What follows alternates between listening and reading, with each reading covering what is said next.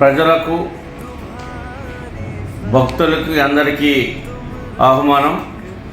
ఈ నెల 22 లక్షవారం మధ్యాహ్నం 3 గంటలకి హనుమాన్ శోభయాత్ర జరుగుతూ ఉంది.